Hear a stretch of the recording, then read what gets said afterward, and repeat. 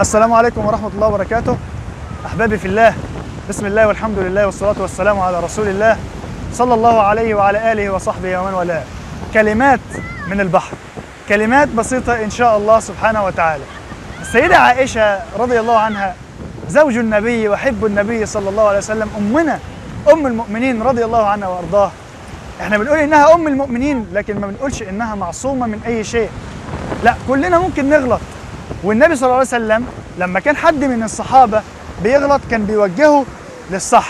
السيدة عائشة كانت قاعدة مع النبي صلى الله عليه وسلم في مرة، فقالت: يا رسول الله، حسبك من صفية كذا وكذا، حسبك من صفية كذا وكذا. الرواة بيفسروا الكلام ده، بيقولوا يعني أنها كانت قصيرة، بتذكرها لقصرها، شيء فيها صفية رضي الله عنها وأرضاها.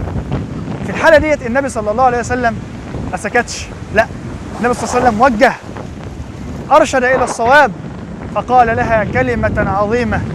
قال صلى الله عليه وسلم: يا عائشة، لقد قلت كلمة لو مزجت بماء البحر لمزجته. الغيبة مرض وضال يدب في جسد الأمة، مرض خطير. ربنا سبحانه وتعالى قال: ولا يغتب بعضكم بعضا، أيحب أحدكم أن يأكل لحم أخيه ميتا فكرهتموه. شوف التصوير، تصوير عجيب، تصوير صعب جدا. أيحب أحدكم أن يأكل لحم أخيه ميتا، وربنا سبحانه وتعالى بيستنكر هذا الأمر، فكرهتموه. إذن فلتكرهوا الغيبة، أن تذكروا الناس بما يكرهون. اكرهوا هذا الأمر، أمر لابد المؤمن يكون في قلبه كراهيته.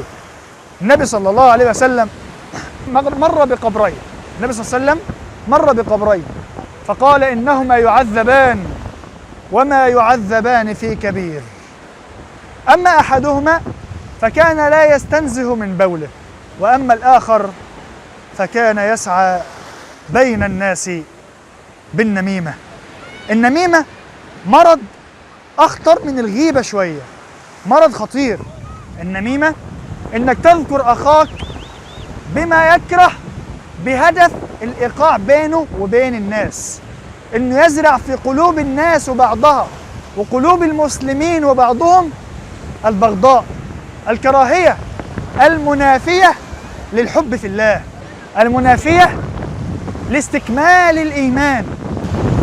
فهذا الذي يسعى بين الناس بالنميمة يحض الناس على عدم استكمال إيمانهم.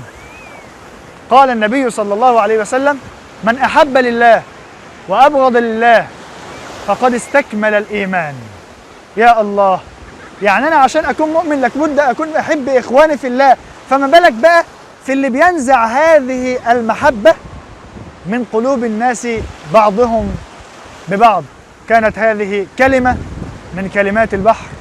أقول قولي هذا وأستغفر الله لي ولكم، والسلام عليكم ورحمة الله وبركاته.